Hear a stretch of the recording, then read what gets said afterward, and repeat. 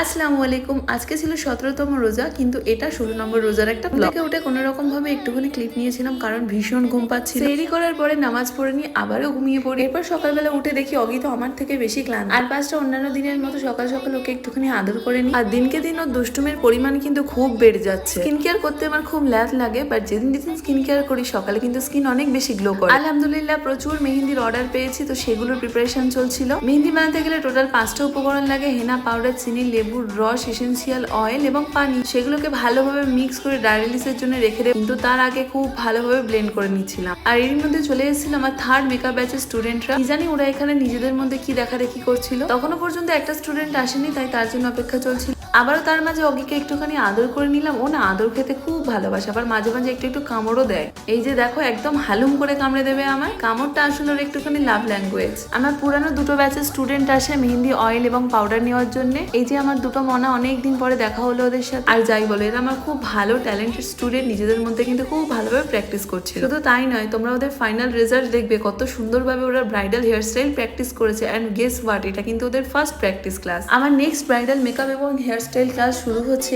April মাসের second week থেকে। So যারা যারা অ্যাডমিশন নিতে চাও 6296537076 এই নাম্বারে হোয়াটসঅ্যাপ করে নিও। একটা স্টুডেন্ট মাঝে একটুখানি ভুল করছিল, তাই ওদের একটুখানি টেকনিকটা শেখাচ্ছিলাম। এরপর আমার আবারও একটা স্টুডেন্ট চলে আসে, তারও কিছু র মেটেরিয়ালস লাগতো। আমরা যারা মেহেন্দি আর্টিস্ট তারা এখন জানি যে এই র মেটেরিয়ালস এর মূল্যটা কি। আমার এই দুটো স্টুডেন্টের সঙ্গে অনেক গল্প করলাম, অ্যান্ড তারপর ওদেরকে টাটা করে দিলাম। আর ওদের কাজটা দেখো কত সুন্দর। হ্যাঁ জানি একটু একটু তো ভুল হবে, বলো, ফার্স্ট টাইম যেহেতু ওরা একটা প্র্যাকটিস করছে। আর এই দেখো আরো একজনকে লাইন্স দেখিয়েছি, সে কত সুন্দরভাবে সহজ টেকনিকে একটা লাইন্স তুলেছে। এরপর নামাজ পড়ার সময় হয়ে যায়, আর আমার স্টুডেন্ট এখানে আমার হিসাবটা করে দিচ্ছি। নামাজ পড়ে এসে একদম অবাক, দেখো ওরা একে অপরের উপরে কত সুন্দর হেয়ার স্টাইল করেছে। এরপর ওদেরকে টাটা করে একটু বকাবকি করার পরে দেখো ওরা কিন্তু প্রত্যেকেই ব্লগার হয়ে গেছে। আমার খুব ভালো লাগে যখন আমার স্টুডেন্ট একটু ব্লগ করে, মানে কি সুন্দর না। ডায়ালিসের জন্য যে মেহেন্দি পেস্টটা এয়ারটাইট করে রেখেছিলাম, এবার সেটাকে লাস্ট মিক্স করে নিই। তোমরা দেখো এটা কতটা বেশি স্মুথ, একদম বাটার নাকি চকলেট কোনটার মতো লাগছে বলো। এরপর চলে আসি রাজরানী হয়ে নিচে ইফতার করতে। আর এই দেখো আমার বোন কাজের মাসি হয়ে কিন্তু পকোড়াও করছিল। আগের একটা ভিডিওতে একজন কমেন্ট করেছিল যে দিদি তুমি কি আলাদা থাকো? না গো, আমি আমার ফুল ফ্যামিলির সঙ্গে থাকি। আর আমরা ফুল ফ্যামিলি বলতে আমরা 3 বোন এবং পাপা মা। আমার বড় দিদির বিয়ে হয়ে গেছে, আর পাপা এখানে মুখটুক নিয়ে কি করছে, তাই